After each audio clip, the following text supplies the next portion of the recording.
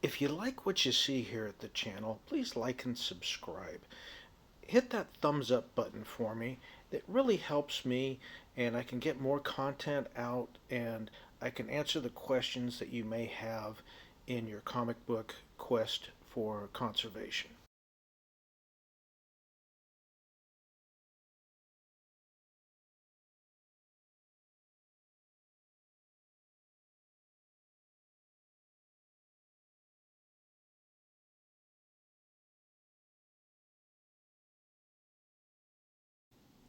In the annals of comic book history, there exists a singular issue that serves as a nexus of controversy, cultural commentary, and transformative change within the medium.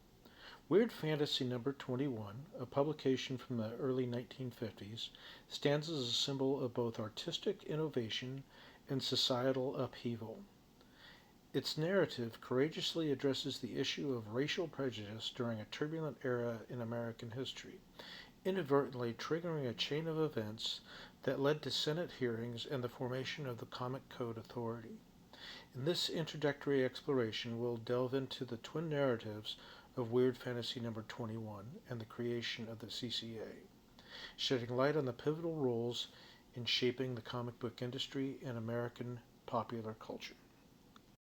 To grasp the profound importance of Weird Fantasy number 21, one must first contextualize it within the era for which it emerged. The early 1950s were marked by social unrest, Cold War anxieties, and civil rights struggles. Amidst this backdrop, EC Comics, under the editorial stewardship of William Gaines, embarked on a daring journey.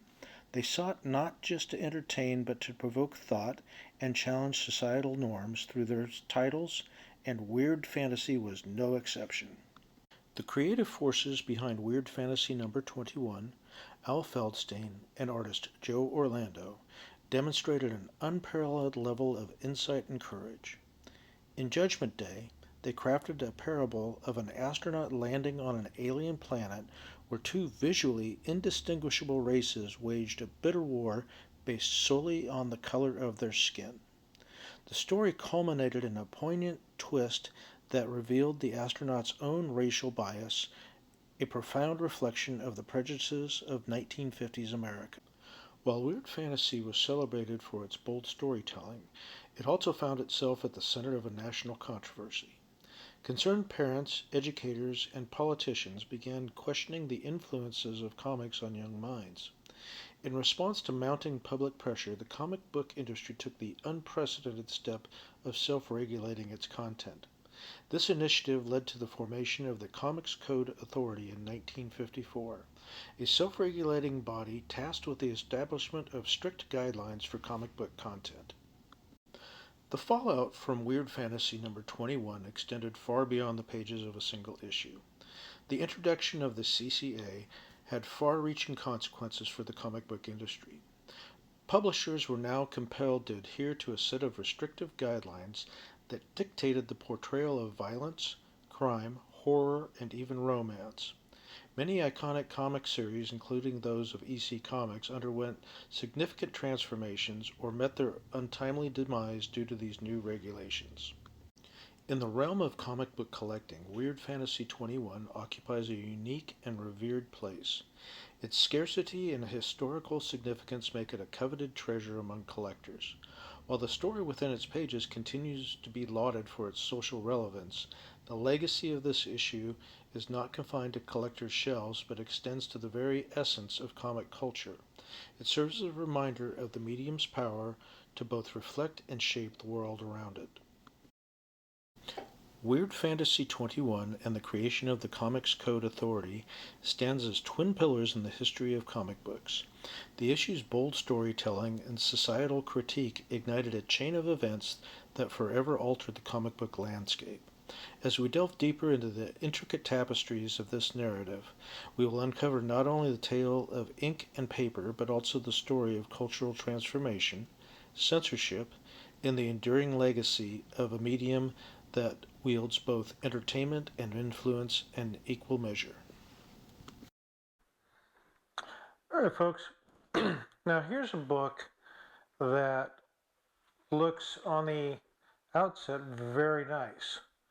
That grade, it's wrinkly. It's definitely got some room for improvement. It's got some tears in the back cover, things like that. Now, I picked this up off of eBay, and knowing full well it had some issues. We're going to cover these issues because we are going to try and clean this book up a bit. Now, this is a Weird Fantasy number 21. It's a very sought after cover on this one. It's quite famous, good girl comic book on the cover. And once I opened it, the first thing I noticed, and I'm going to move this to a little bit closer to the camera so you can see it. Right there. See these little cracks right there? This is color touch. Now we're going to do our best to remove the color touch during the process. You can see it on the back side. Now not only was it bleeding through here, this has also got tape on it. In fact, it's got tape all over it. And this is not your regular Scotch tape. This is mending tape. It's considered archival mending tape.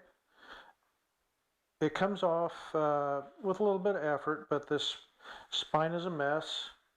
I got my work cut out for me on this one. This whole thing has been repaired.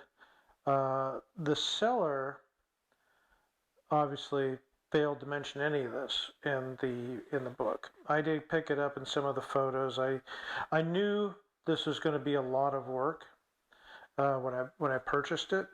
I didn't know it was going to be as much work going forward. But such is life. So anyway, I've been looking for this book for a while, and let's take a journey together, and we'll go through the restoration process and see what we get.